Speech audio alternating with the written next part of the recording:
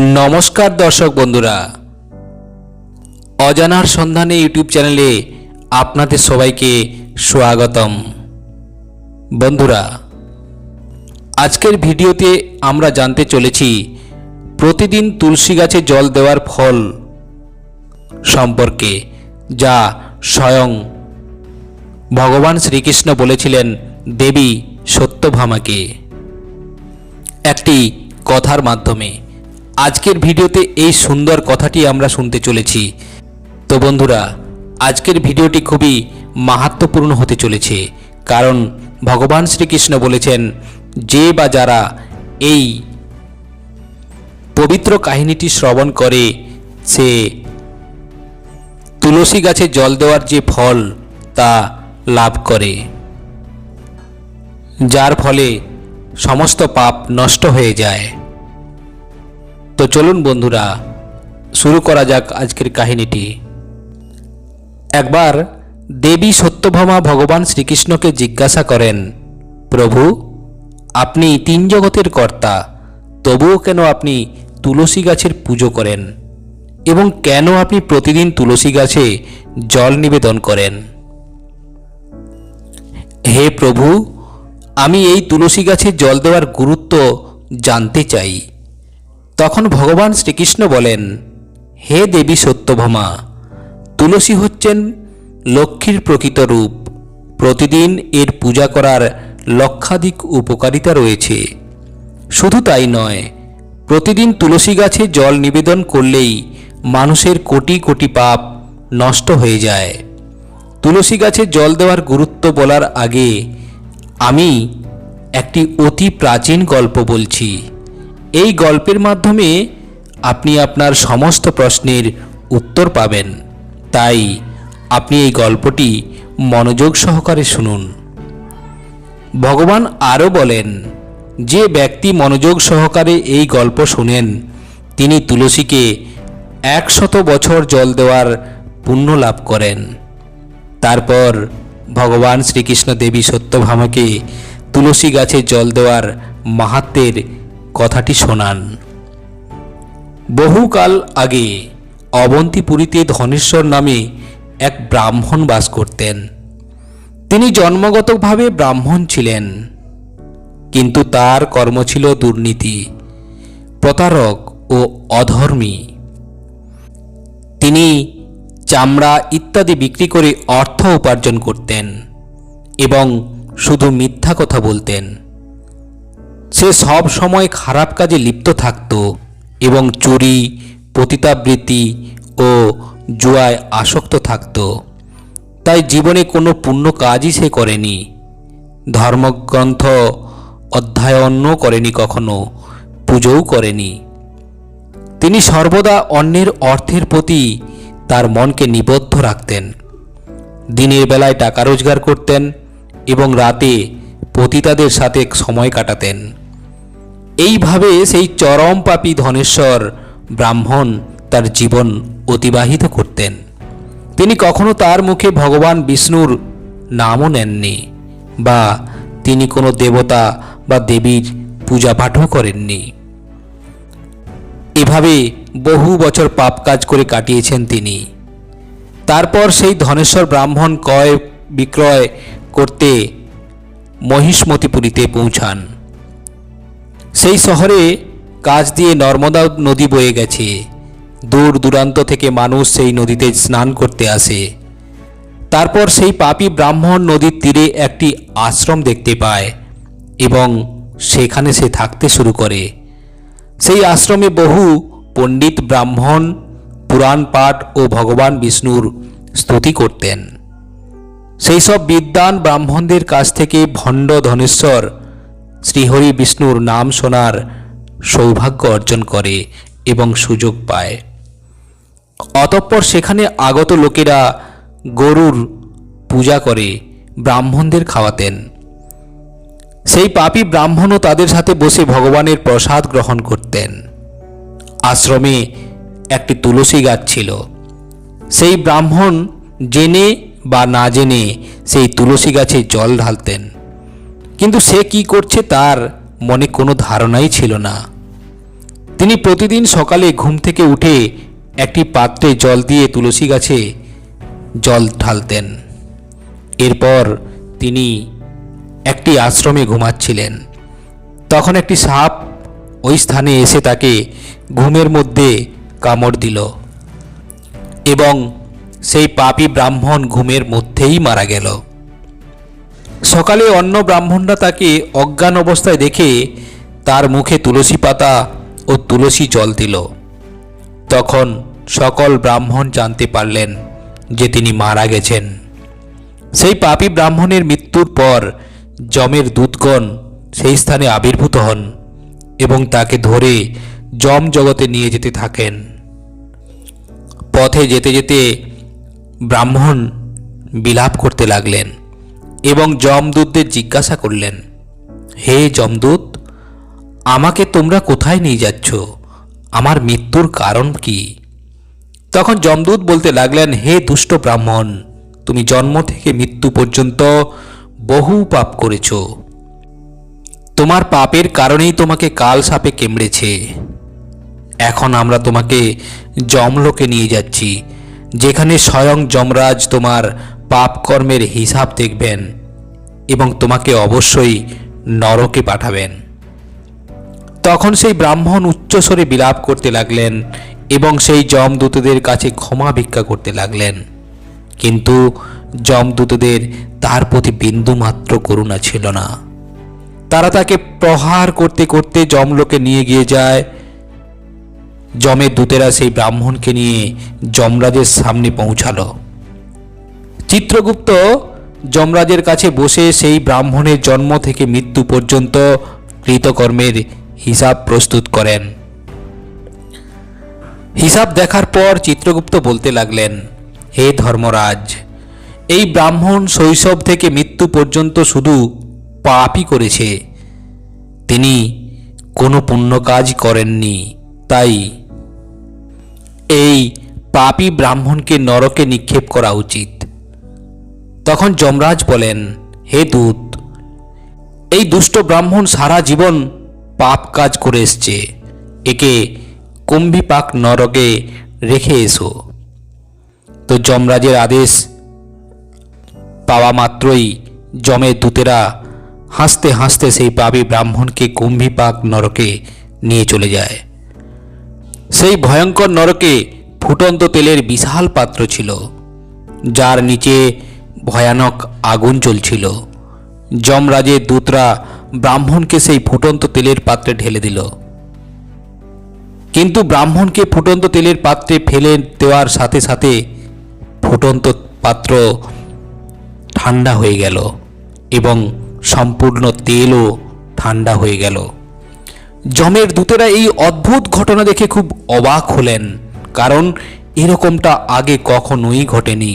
সেই ফুটন্ত তেলের পাত্রে পাপীদের যখনই ফেলে দেওয়া হতো, তারা সেই ফুটন্ত তেলের মধ্যে ছটফট করত, কিন্তু সেই ব্রাহ্মণকে ফেলে দেওয়ার সঙ্গে সঙ্গে ফুটন্ত তেল হঠাৎ শান্ত ও শীতল হয়ে গেল।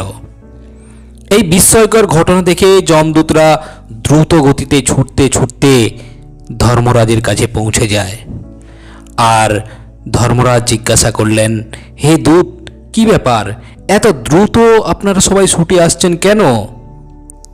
তখন দূত বলেন, হে ধর্মরাজ, সেই ব্রাহ্মণ যাকে আপনি কুম্ভীপাক নরকে ফেলতে বলেছিলেন, আমরা তাকে কুম্ভীপাক নরকে ফেলার সাথে সাথে নরকের আগুন নিভে গেল এবং ফুটন্ত তেলও ঠান্ডা হয়ে গেল। তখন যমরাজ বলেন, এটা তো খুবই অদ্ভুত ঘটনা, এমন আগে তো কখনো ঘটেনি। যমরাজ যখন এই সব ভাবছিলেন, তখন দেবর্ষি নারদ সেই স্থানে উপস্থিত হলেন। দেবর্ষি নারদকে দেখে যমরাজ অত্যন্ত খুশি হন এবং তাকে নমস্কার করে স্বাগত জানান। তখন যমরাজ নারদকে বলেন, হে দেবর্ষি, আপনি সঠিক সময়েই এসেছেন। আজ আমরা এক অত্যন্ত পাপী ব্রাহ্মণকে কুম্ভীপাক নরকে ফেলেছিলাম, কিন্তু সে পড়ার সাথে সাথে নরকের আগুন নিভে গেল এবং ফুটন্ত তেল ঠান্ডা হয়ে গেল। এইসব শোনার পর দেবর্ষি নারদ যমরাজকে বলতে লাগলেন, হে ধর্মরাজ, আপনি যে ব্রাহ্মণকে কুম্ভীপাক নরকে ফেলেছেন সে নরকে ঢোকার যোগ্য নয়। কারণ এই ব্রাহ্মণ অজ্ঞাতসারে এমন কাজ করেছে যাতে তার সব পাপ নষ্ট হয়ে গেছে। যে ব্যক্তি পুণ্যবান মানুষের সাথে বসবাস করে সে অবশ্যই তাদের ভালো কাজের অংশ পায়।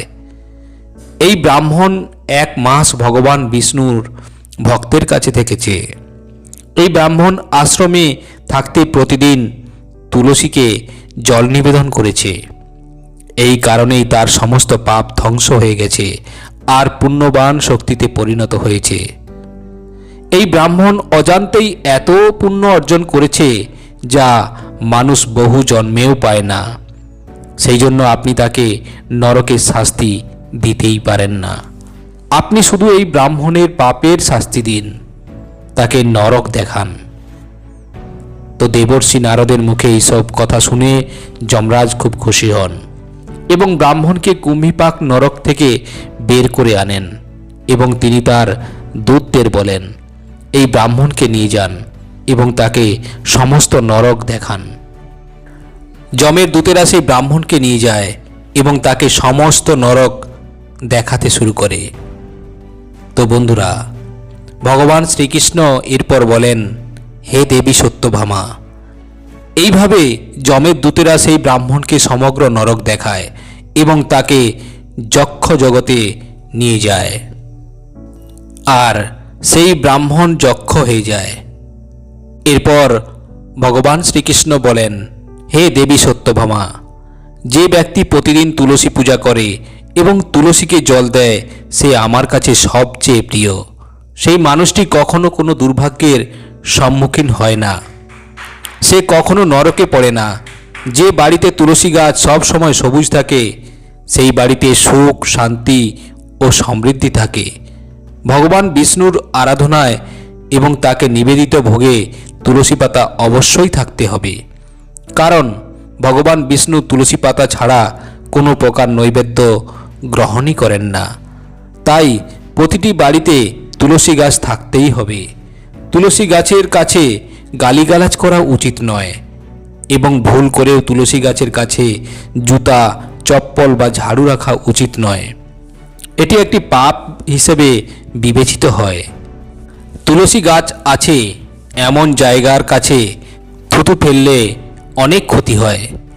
তুলসী গাছের কাছে প্রদীপ জ্বালানোর পর প্রদীপ নিভে গেলে সেই প্রদীপ রাখা উচিত নয়, কারণ তুলসীর নিচে নিভে যাওয়া প্রদীপ রাখা অত্যন্ত অশুভ বলে মনে করা হয়। যেখানেই তুলসী গাছ আছে সেই জায়গায় সব সময় পরিষ্কার রাখতে হবে। তাই নিয়ম অনুযায়ী তুলসী গাছের চারপাশে পরিচ্ছন্নতার যত্ন নিন। তুলসী গাছের কাছে শিবলিঙ্গ ও গণেশ মূর্তি রাখা উচিত নয়। এছাড়াও তুলসীর পাত্রে অন্য কোনো গাছ লাগানো অশুভ। তুলসী গাছের কাছে জামা কাপড় শুকানো উচিত নয়, তা না হলে জামা কাপড় থেকে নোংরা জল তুলসী গাছে পড়তে পারে। বন্ধুরা, এরপর ভগবান শ্রীকৃষ্ণ বলেন, তুলসী পাতা নখ দিয়ে ভাঙা উচিত নয়, এতে তুলসীর অপমান হয়। তুলসী পাতা শুকিয়ে পড়ে গেলে আবর্জনায় ফেলে দেওয়া উচিত নয়। তুলসী মাটিতে সেই পাতাগুলো পুঁতে দিতে হয়। রবিবার তুলসী পাতা ছেঁড়া উচিত নয় এবং রবিবার তুলসীকে জল দেওয়া উচিত নয়। অন্যান্য দিনগুলিতে নিয়মিত তুলসীকে সকালে জল দিতে হবে এবং সন্ধ্যায় প্রদীপ জ্বালাতে হবে। প্রায়শই মহিলারা চুল খোলা রেখে তুলসীতে জল দেন, এটি করা ভুল। মহিলাদের সবসময় চুল বেঁধে কপালে সিঁদুর লাগিয়ে তুলসীতে জল দিতে হয়। এর দ্বারা তুলসীর আশীর্বাদ পাওয়া যায়। বাড়িতে তুলসী গাছ লাগানোর সময় মনে রাখবেন, এর জন্য নোংরা মাটি ব্যবহার করবেন না। শ্মশান বা নোংরা জায়গায় মাটি কখনোই তুলসী গাছের জন্য ব্যবহার করা উচিত নয়। এর কারণে তুলসী মা রেগে যান এবং শুকিয়ে যেতে শুরু করেন। তুলসী গাছ কখনোই নোংরা জায়গায় লাগানো উচিত নয়। যেমন তুলসী গাছকে কখনোই ড্রেন বা বাথরুমের কাছে রাখা উচিত নয়। তা না হলে তুলসী গাছে নোংরা জল পড়তে পারে, যা খুবই অশুভ বলে মনে করা হয়। ঘরে যদি তুলসী গাছ শুকনো হয়ে যায়, এটি একটি অত্যন্ত অশুভ লক্ষণ। শাস্ত্রে একটি বিশ্বাস আছে যে তুলসী গাছ শুকিয়ে গেলে অকাল মৃত্যুর ইঙ্গিত পাওয়া যায়। ঘরে তুলসী গাছ শুকিয়ে গেলে ঘরের সুখ সমৃদ্ধিতেও শেষ হয়ে যায়। শাস্ত্র অনুসারে মহিলাদের ঋতুস্রাবের সময় তুলসী গাছে জল ঢালা উচিত নয় এবং তুলসী স্পর্শ করাও নিষেধ। স্নান না করে তুলসীকে জল দেওয়া উচিত নয়। চপ্পল ইত্যাদি পরেও তুলসীকে জল দেওয়া উচিত নয়।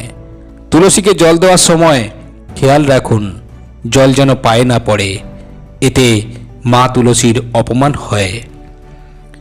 ভগবান শ্রীকৃষ্ণ বলেছেন, প্রতিদিন তুলসী দর্শন করলে ব্যক্তি স্বর্গ লাভ করে এবং তুলসী পাতা সেবন করলে তার সমস্ত পাপ নষ্ট হয়।